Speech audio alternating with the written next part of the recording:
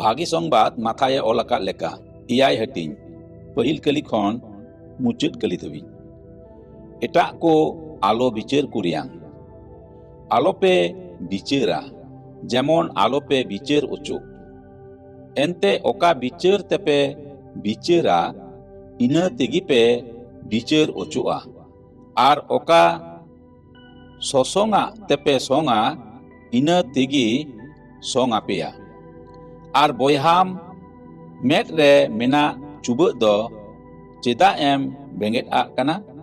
मेनखान आमा मेट रे मेना कोवाली दो बाम हटोरेदा से बोयहाम चेकातेम मेन दाड़ी किया हापे आमा मेट खन चुबा उडुक उचुवई में ओने चोंग आमा मेट रेगे कोवाली मेना ए फसियरा आमा मेट खन कोवाली उडुक गिडी मारांगलेम एंडे याने बोयहावा मेट खन चुबा उडुक लगित दो पुरथम नेनेला सोनोता दो सेता आलोपे एमाकुआ आर आपेया मनिक को हो सुक्री को सामांग रे आलोपे गिडी बाड़ाया बांखान पासे ओना को लेबेट गास मांडाव आर अचुर काते आपे को होटा चिरपे भरसा काते कोयजोंग कोय पे आदो एमापिया न्याम बाड़ाई पे आदो पे न्यामा ठोप ठोप पे आदो झीज आपेया एनते मीट के मीट कोकोई दो मिलवया आर न्याम बाड़ाई दोई न्यामा आर ठोप ठोप एट कनिक दो झीज आया से आपे मुद्रे अकोय हर हाले मिनाया आईरेन हपन पिठई कोयलेरे धीरिये चालाई से हाकुई कोयलेरे बिnye चालाई ओनाते आपे पे बड़ी रेहो आपे रेन गिद्र भागी भागी दान एमा को पे बाडाई गी खान एंडे खान तीना आरतेट गी सेरमा रे मिनाई आपे रेन बाबा दो आज कोये कान को भागिया कोई एमा कुआ ओनाते जहाना कुगी होड़ को चेका वापे लगित पे न्याम खान आपे हो उनका वाकू पे एनते निया कान गिया अन आर नबी को रिया दो बारिया होर साकड़ा दुवर ते बोलो पे एनते नोस्टो से आ दुवर दो ओसारा आर होर दो फाइलाव गिया आर ओनाते बोलो होर दोकु अडी उतरा एनते जीवन से आ दुवर दो साकड़ा गिया आर होर दो सुड़ुज गिया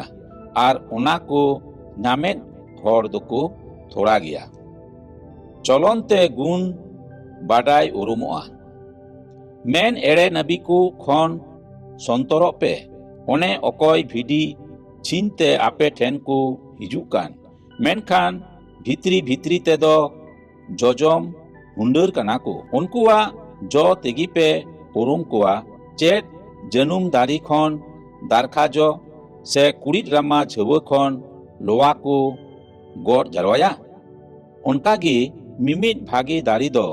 भागी गी जोआ आर बड़ी दारी दो बड़ी गी जोआ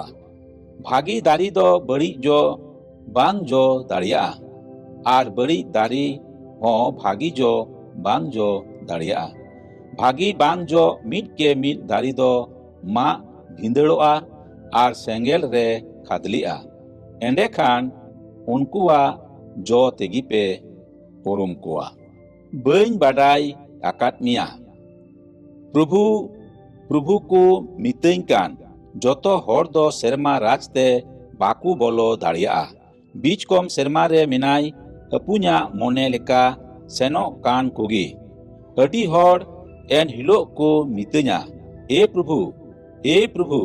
आम ᱧᱩᱛᱩᱢ ते भूत को बाले उडुक गिडिलेट कुआ आर आम ᱧᱩᱛᱩᱢ ते अडी अडी दाड़ियाना बाले कमी लेदा उन रेन लई सदरा कुआ आपे दो 30 हो बइन बाडाई लेट पिया मेन इन खन सहाड़ो पे आपे बेधरम मा कमी कुदो बार लेकान रहेट ओनाते इन्या नोआ को कथा ᱟᱸᱡᱚᱢ ᱠᱟᱛᱮ ᱥᱮᱱᱟᱜ ᱠᱟᱱ ᱦᱚᱲ ᱫᱚ ᱢᱤᱫᱴᱮᱱ ᱵᱩᱫᱟᱱ ᱦᱚᱲ ᱛᱩᱞᱩᱡ ᱮ ᱡᱩᱨᱤᱜᱼᱟ, ᱚᱠᱚᱭ ᱟᱡᱟᱜ ᱚᱲᱟᱜ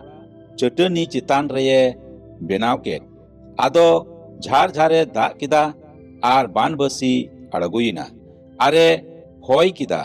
ᱟᱨ ᱚᱱᱟ ᱚᱲᱟᱜ ᱨᱮ ᱵᱟᱡᱟᱣᱮᱱᱟ, ᱢᱮᱱᱠᱷᱟᱱ ᱵᱟᱝ ᱨᱩᱯ ᱞᱮᱱᱟ, ᱮᱱᱛᱮ ᱪᱟᱹᱴᱟᱹᱱᱤ ᱨᱮ ᱨᱮᱦᱮᱫ ᱟᱜ ᱟᱹᱱ ᱛᱟᱦᱮᱸ ᱠᱟᱱᱟ᱾ ᱟᱨ ᱤᱧᱟᱹᱜ ᱱᱚᱣᱟ ᱠᱚ ᱠᱟᱛᱷᱟ ᱟᱸᱡᱚᱢ ᱠᱟᱛᱮ ᱚᱱᱟ ᱵᱟᱝ ᱥᱮᱱᱟᱜ ᱠᱟᱱ ᱦᱚᱲ ᱫᱚ ᱢᱤᱫᱴᱮᱱ ᱞᱮᱞᱦᱟ ᱦᱚᱲ ᱛᱩᱞᱩᱡ ᱮ ᱡᱩᱨᱤᱜᱼᱟ, ᱚᱠᱚᱭ ᱟᱡᱟᱜ ᱚᱲᱟᱜ ᱜᱤᱛᱤᱞ ᱨᱮᱭ ᱵᱮᱱᱟᱣ ᱠᱮᱫ ᱟᱨ ᱡᱷᱟᱨ ᱡᱷᱟᱨᱮ ᱫᱟᱜ ᱠᱮᱫᱟ ᱟর বানবাসী আড়গইনা আরে হই কিদা আর ওনা ওড়াগ রে বাজাওইনা আর ওনা দ রূপেনা আর ওনা রিয়া রুবু দ হেড়ান বতর। যিশুয়া এক তিয়ারি আদো নংকা লেকা হইনা। যিশু নোয়া কো কাথায় মুচাদ কেট খান উনকু গাদেল হর দ উনিয়া চিচিদ আ তেকো ভাড়ইনা, এনতে এক তিয়ারি আনি লেকাই চিদ আকু কান তাহে কানা আর উনকু রেন সস্তর বাডাই কো লেকা দ বাং। জোহার।